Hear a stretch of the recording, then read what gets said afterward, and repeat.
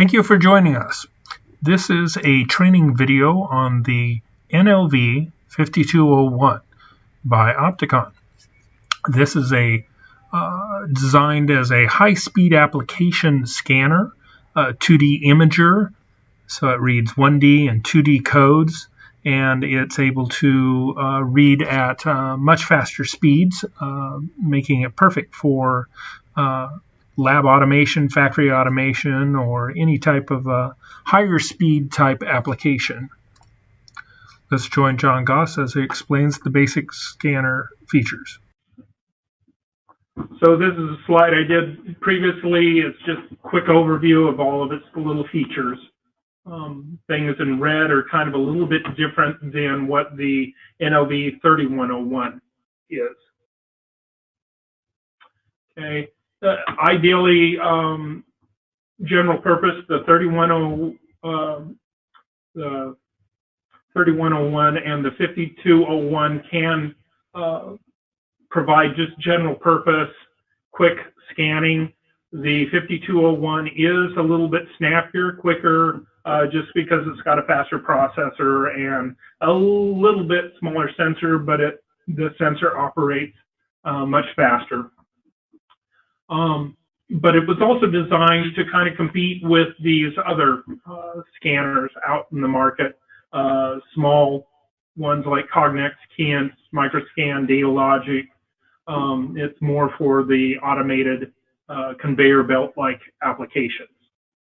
The main difference is the control panel. I don't know if you guys can see, my webcam. So the 3101 has a button on the top, the 5201, a couple of buttons on the side, same size, same shape, same everything, except 5201 is a little heavier, and it has a little bit beefier screws on the sides. So there's a trigger button. That trigger button pretty much puts the scanner into, of course, the trigger mode, but it's also a sort of an enter key. So your mode key is selects different software modes. One press of the mode key and then enter, or the trigger, will put it into kind of a read rate thing. And if you have the terminal connected, you'd see an output sort of like you see on the right side of the screen. And this helps you for aligning. So you can twist, you can turn, you can bring it out, bring it closer, and you're going to see differences in your time rings. Okay, two presses of the mode button and a trigger turns on the tuning capability. You probably won't necessarily know all of this until we go through the software, but just know that these buttons are there, so you don't need actually the software. It's built into the scanner.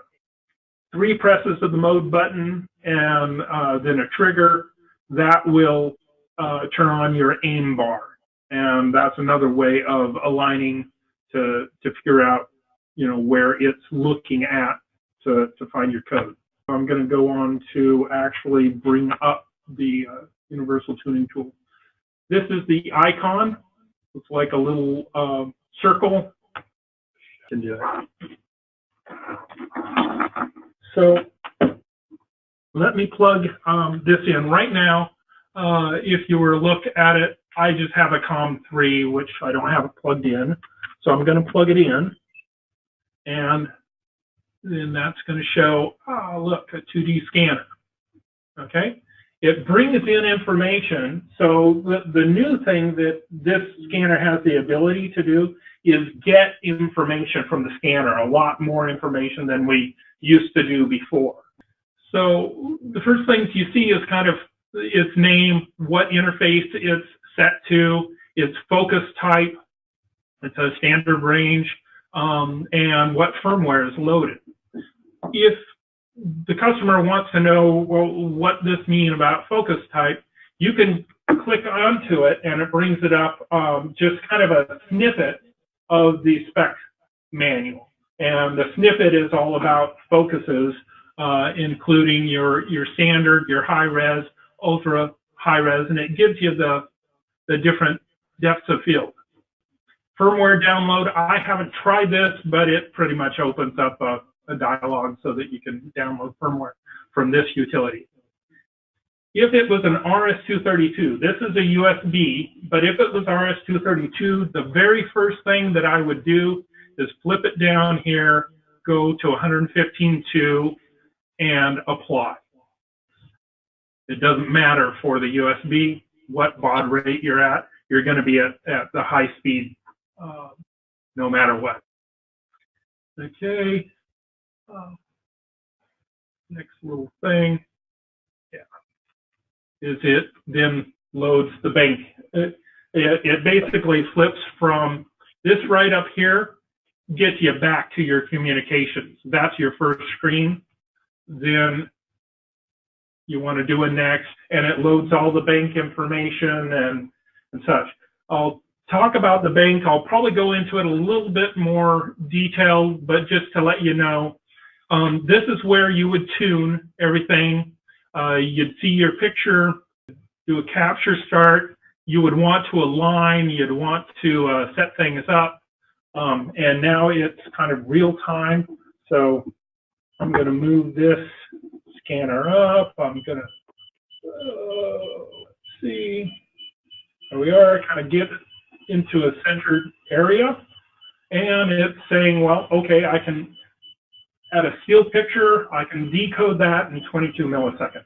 All of this is all about focusing and getting it tuned in so it's right on the code. Would capture start.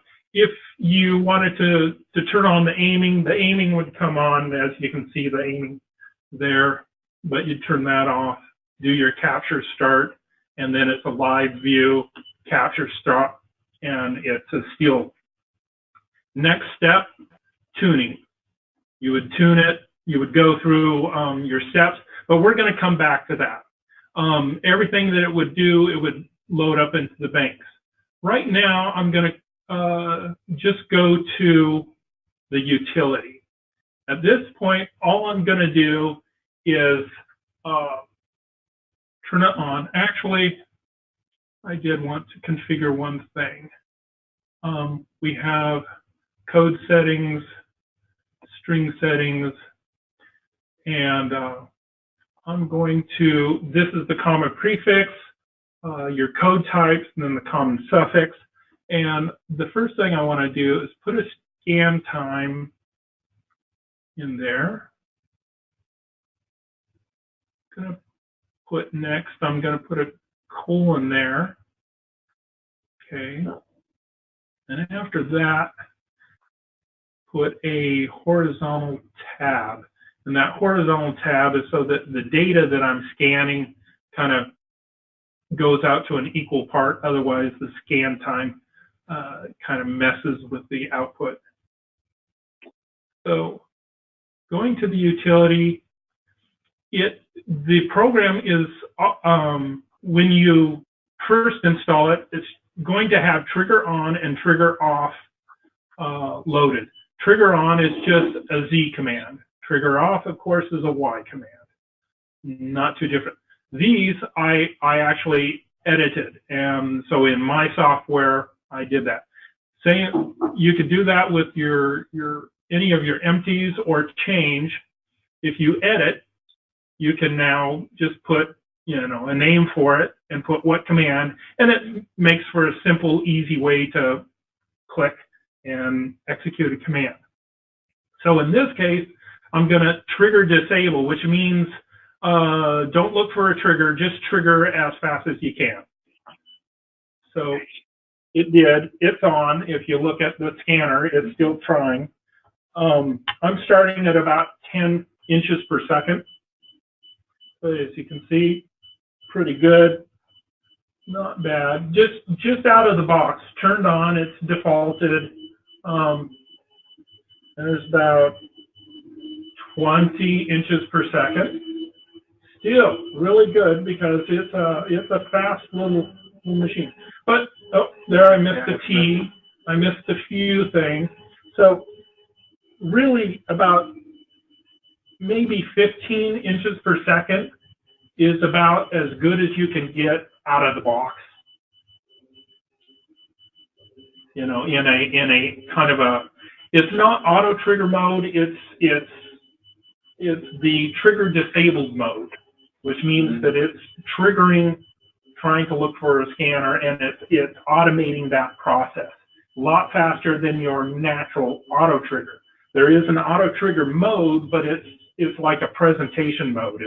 It's kind of waiting, it may be sleeping, etc.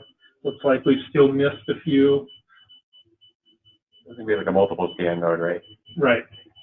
You can do multiple scan modes if you're looking for more than one code in the sequence. I was saying it's like an S1. Yeah, no, this is actually on single trigger mode. This is single trigger. It's triggering once, but then looking for a period of time, but the scanner's deciding what that period of time is. And it does it as kind of, it's up to the scanner. So that's kind of what I wanted to show is you're under the control of the scanner in a default mode. So I'm going to enable the trigger again. So it's now waiting for either an external trigger or a command trigger or something else, or the actual push button trigger. Let's go back to now tuning. Okay, so I'm going to turn this off. We're going to do a capture start again. I'm going to align that about the center or so. Okay, and this is the time when you might find that, okay, I can move it back, I can move it in closer. Do I get anything better? Not really. That seems to be pretty good. You can tilt or skew the scanner to try and get something better.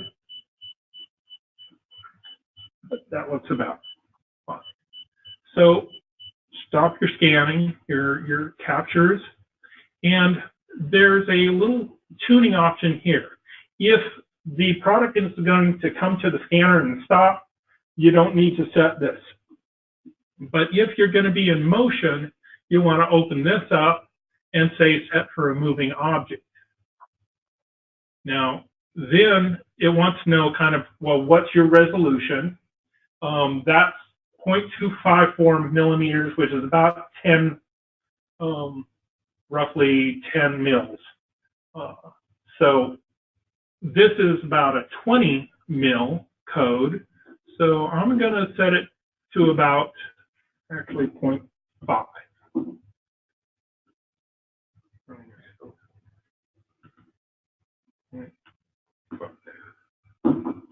And then the speed, so that's about 1 meter per second. So yeah, so I'm wanting to get about 40 inches per second. So that's about 1 meter per second. You can try and bring that up. And the more that you play with this, that basically sets your gain and your shutter speed maximums. So now what it did is, notice here, your shutter speed just changed. If that was back at, what, 254, something like that, a smaller code, it's going to say, okay, I want an even faster shutter than, you know, no max, or the max shutter speed is going to be quicker. But in this case, we can go 0.5. Okay, so now here's the range. And of course, you can preset those ranges. So once you get used to kind of setting gains and shutter speeds and what they do, great, have at it, you know. And this is more for the tech sales guys, the application engine. But just say, okay, now there's a claim to fame, tuning start. And what it's going to do is look at it. It's going to change its gain, its shutter. It's looking for the optimum response, shutter speed and gain. is going to produce a certain read time point. And in this case, it's saying 26. Actually, there was, and if you don't like it, go back. I think I had seen a spot where I could get it even better. 2221 was the 6. Yeah. Yeah. Capture start, tuning, 22 to 24. Okay. I'm going to call it good. And then come over here to the test start. And it's pretty consistent, 22 to 23 milliseconds. And basically what that's saying is that when that code is in my view, I can decode it within 22 to 23 milliseconds. Now, there's a lot of other overhead, so overall, it may take 40 or 50 milliseconds because it would have previously tried looking for different codes. What code type is it? Different ideal things. But now, if you see over here in bank 1, it's set for QR code. It knew what its code was, it set it, and you can click bank and it expands that. So it says gain of 518% and 285 microseconds. Go back to tune, that's exactly what we had here. Okay. Go back to bank. If you like that, great. If you want to edit it, click edit, and your application engineers, you can play with those numbers right then and there if you wanted to. It automatically enables, meaning that this is now enabled for the scanner, and that's all it works upon. Right now, I'm still working with Facuba and Group. You can go back and tune it for now another code, a different code, like a code 128 or some other code. And ideally, we get it so that it will work.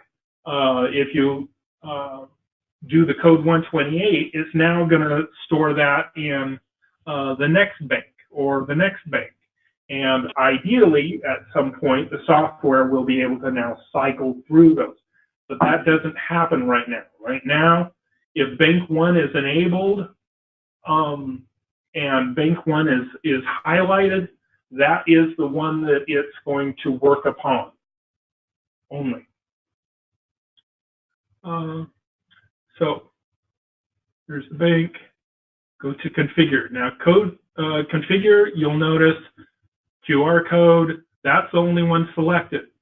If it's a default, like say bank, let's see,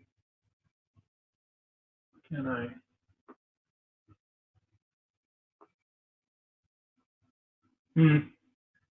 Well, we got a bug there. Should be able to select the bank and then see what is set for it. Okay, but there's your code. Each code typically will also have its own little options. So I think you have to enable the bank too. I saw that it wasn't enabled. You go back. There's a bank. yeah, there is a bank. Then you have to enable it on the. Yeah, they check.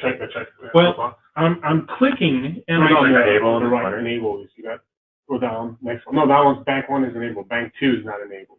I know. Oh, And to do that, you put your arrow here, click your button, and boom, that one highlights.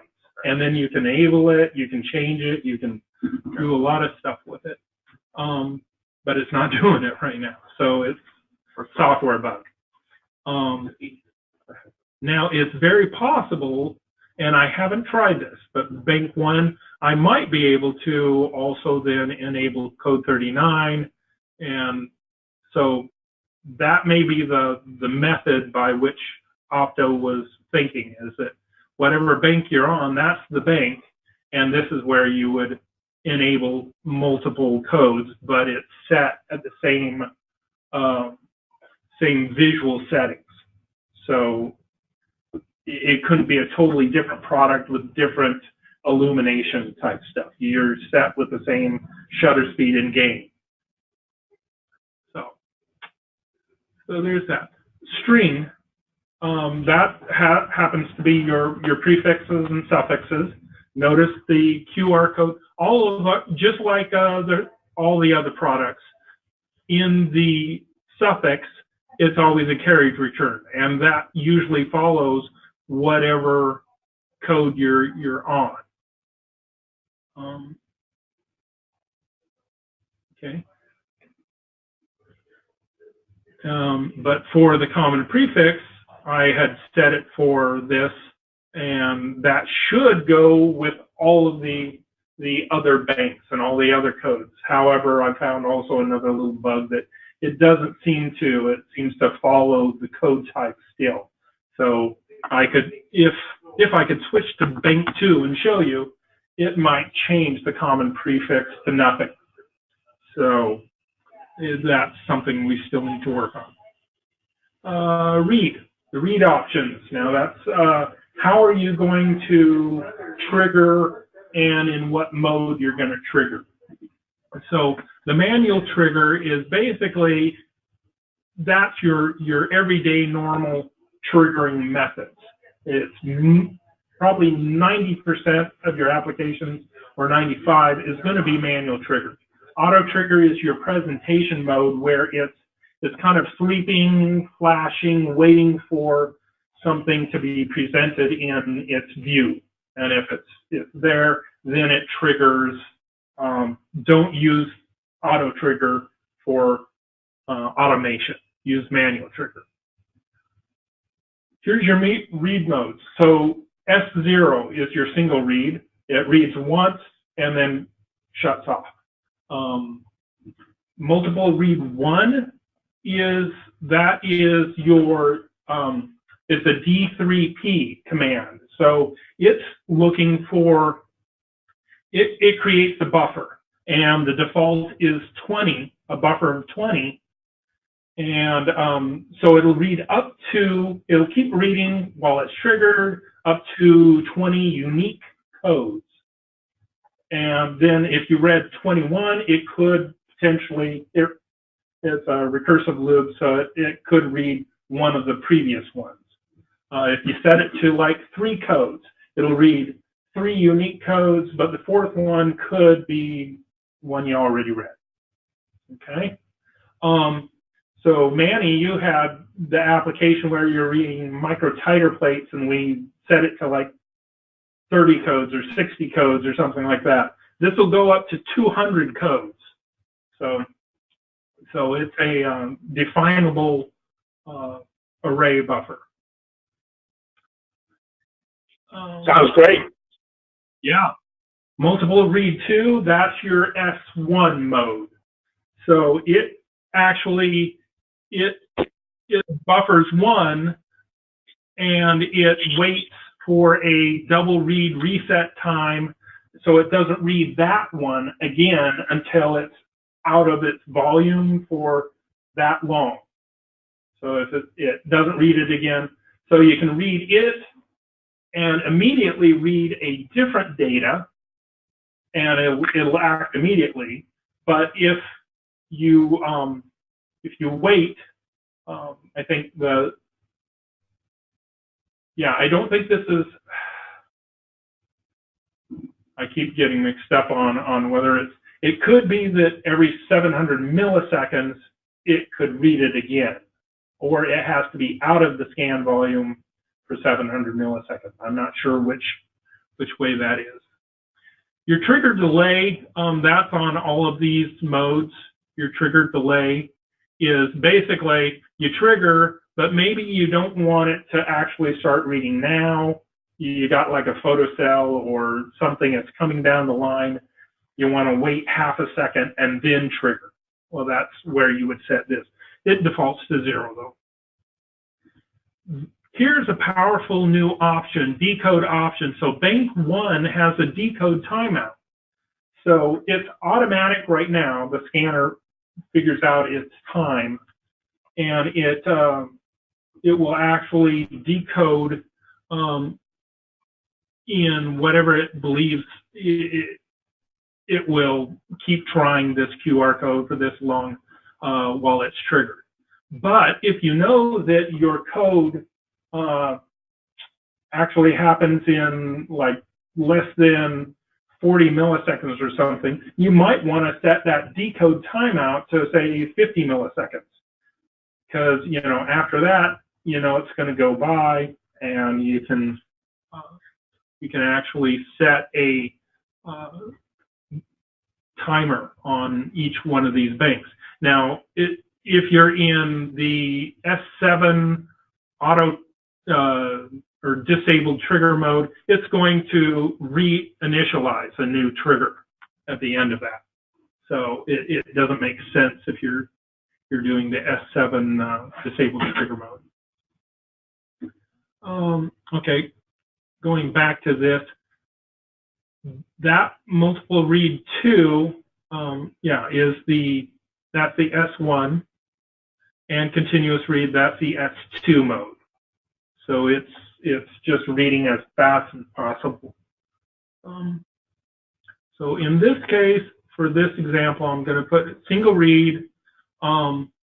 It's going to, again, when it says sync or auto, that's usually the scanner is determining how long its timeouts are. But this is basically, the read time is your Y commands. Your Y1 is the default. Set it to 2000 for 2 seconds, etc. Okay, your indicators. That's kind of the indicators on the scanner itself. So your beeper, your volume, your tone, duration, if you even want it on at all. If you want to disable your beeper altogether, do that and apply. If you want a longer duration or you want a different frequency, real easy to set it here.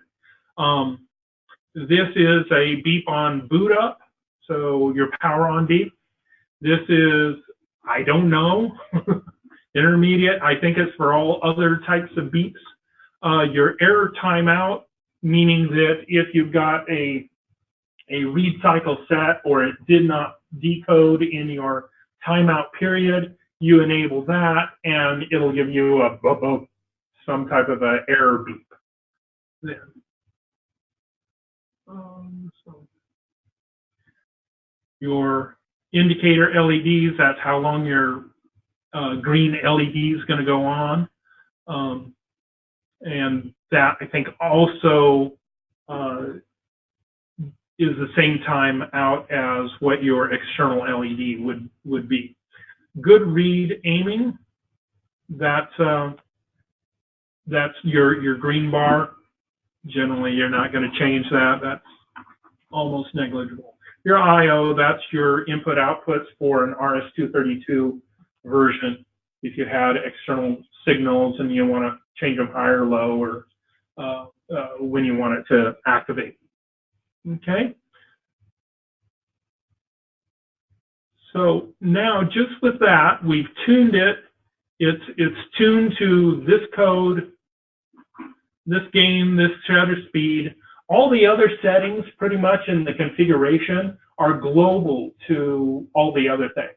So really the only thing that we're locking down is shutter speed, gain, and the barcode symbology. Okay. And we go to utility. The utility has 2 items. One is the terminal, the other is image capture. You should be able to take a picture and save the image to your scanner if you want to do that. Terminal, no escape or carriage return. It's just if you want to do Z1, enter, and then it's going to give you that thing. Something different is the Z3 is not as friendly.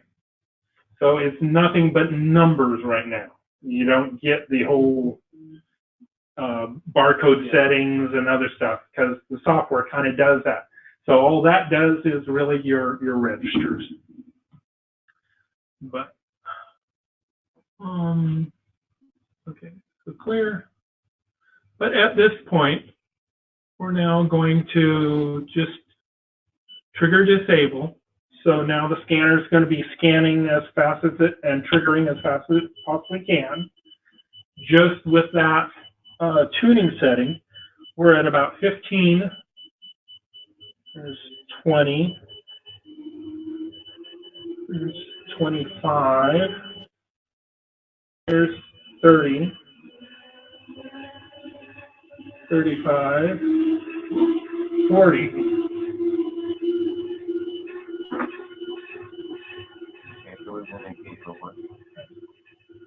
So at about 40 inches per second,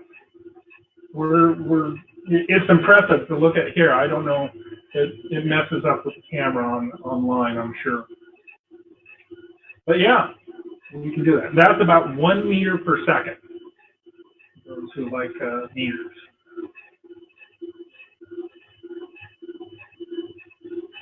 Any a little faster, you can. Probably about 50.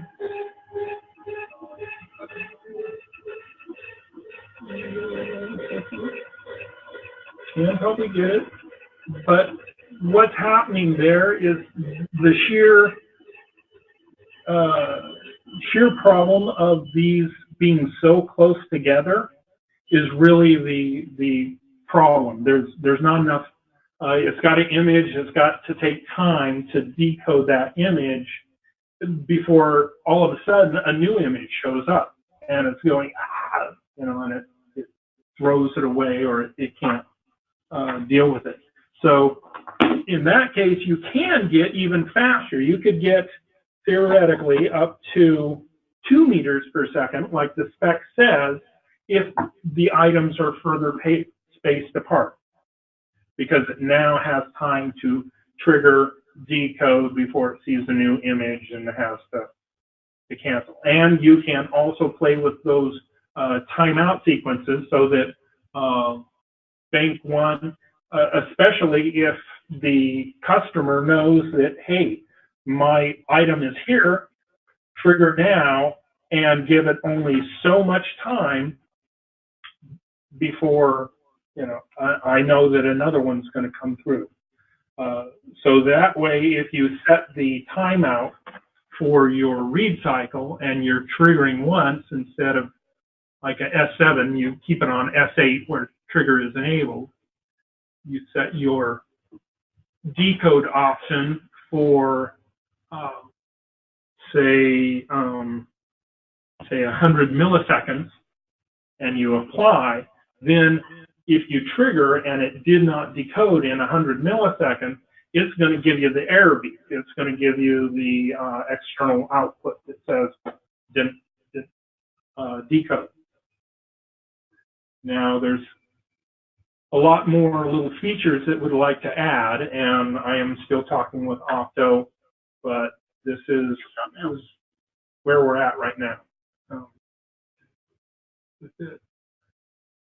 And if I close and I reopen it,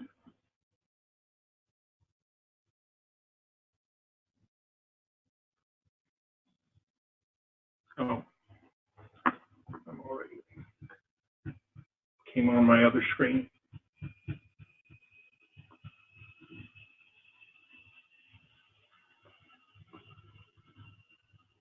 Okay, let's put this over.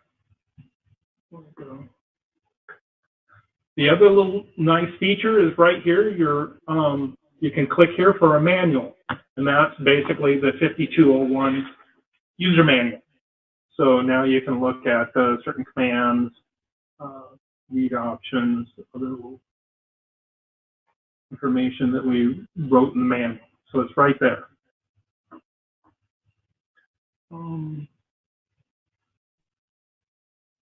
The bank, there's that.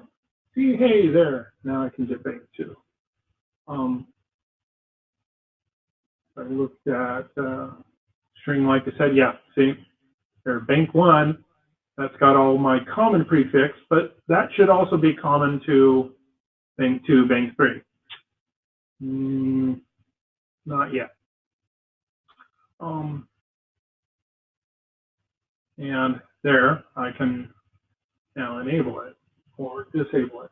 Of course, one thing that they didn't let me edit was what code I wanted. So you actually have to run it through the tune on a different item. Like in this case,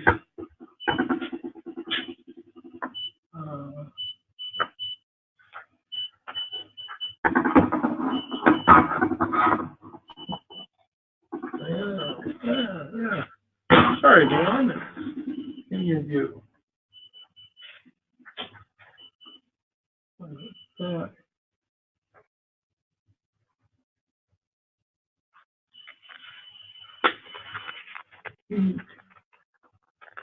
Like that. Now, that's looking at the code 128.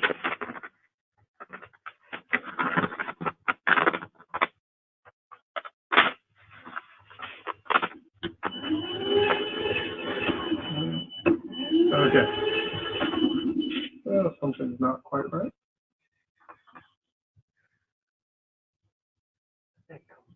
Oh, well.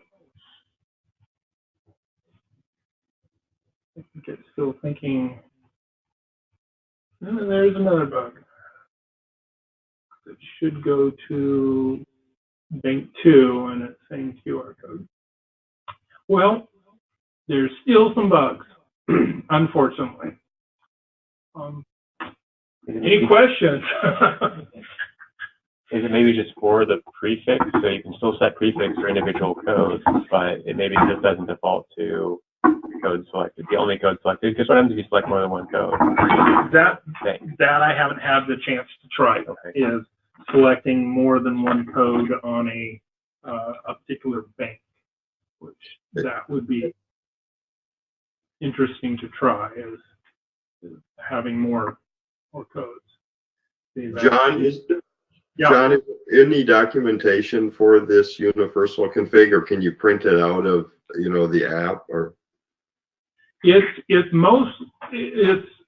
generally in this manual that we've got a PDF version. I think I put it in the marketing drive, but actually I wanted to show you this too. Go to our wiki and the knowledge base. So in our fixed positions, we've got NLV-5201. Then in here, it kind of just describes a little bit, has the picture. And I'm going to be putting in not only the specification, I'm going to put the user manual in this area for documents. And then in software, what we've got right now is for the universal tuning tool, because it's not, absolutely perfect. It says contact tech support. However, for the next couple of weeks, I'm going to leave this. There's a little period at the end of support, and that's a link. And that will then download your universal menu tool. So if you guys want to do it, go here, universal menu tool, tuning tool, that period. And is there did you say there'll be a PDF copy of the user manual then for the tool? Yes. Okay. Yes, I'll be putting that up today, and it will show up here in the document. So you have data sheet specification for the standard range, and then I'll have user manual, and then universal menu book.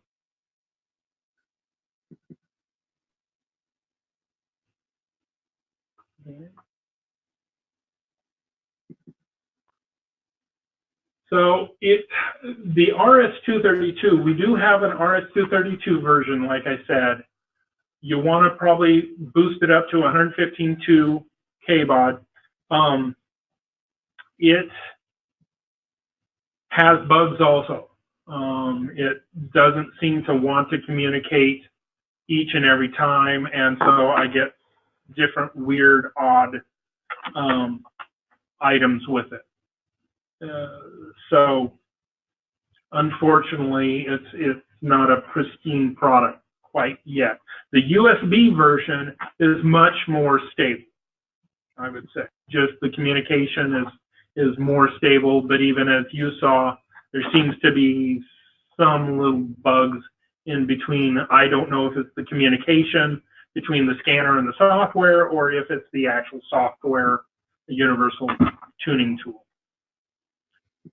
But with the buttons, you can also and read the manual. The manual will tell you kind of, you know, how many times to push the mode button and then trigger, and that will actually tune it into one bank for you. And there is a way that you can actually program it into other banks, but it gets more complicated. So the best thing is like 2 clicks of the mode and enter on the trigger, and it's trying to tune for you. Okay. Any other questions?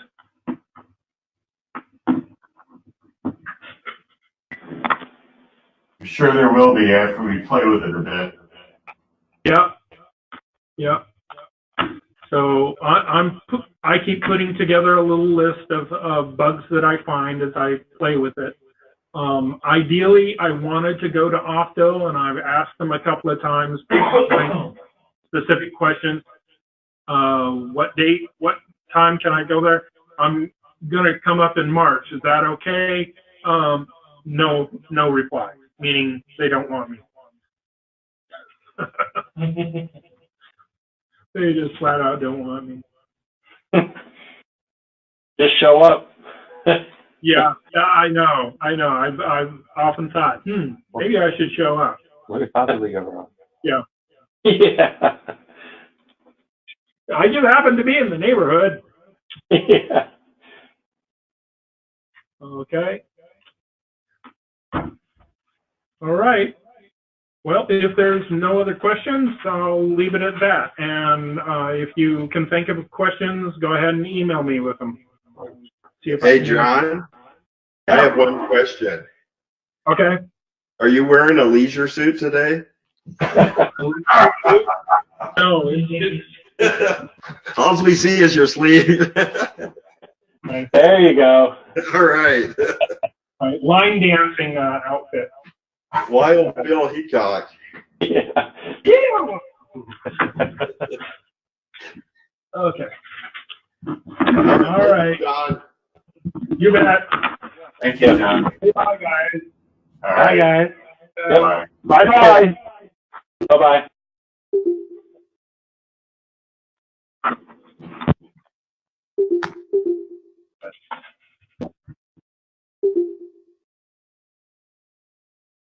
Okay.